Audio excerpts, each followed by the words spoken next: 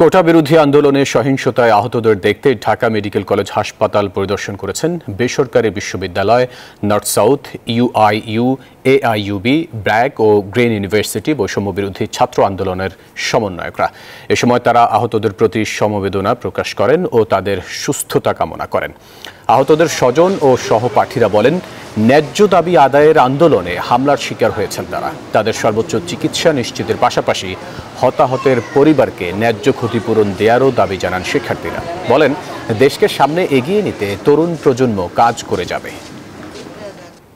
Doctor আমাদেরকে অনেক সহযোগিতা করছে, তারা চিকিৎসা দেওয়ার চেষ্টা করতেছে, কিন্তু রোগীর পরিমাণ অনেক বেশি হওয়ার কারণে তারাও তাদের যেই চিকিৎসাটা দেওয়ার তারাও চেষ্টা করতেছে, ওইভাবে তারা দিতে পারতেছে না। বিগত 3 দিন যাবত আমরা যত আহত পরিবার ছিল, আপনি জানেন যে এর আগে পূর্ববর্তী সময়ে অনেকে যারা আহত হয়েছে তাদের খোঁজ খবর নিয়েছি, এখন আমরা বর্তমানে এটা নিচ্ছি। কেউ যাতে চিকিৎসা ছাড়া না থাকে, কারো কোনো অসুবিধা হচ্ছে কিনা। অনেকেই আছে হাসপাতালে আছে, প্রাইভেট হাসপাতাল আছে, তারা বিল দিতে পারছে না।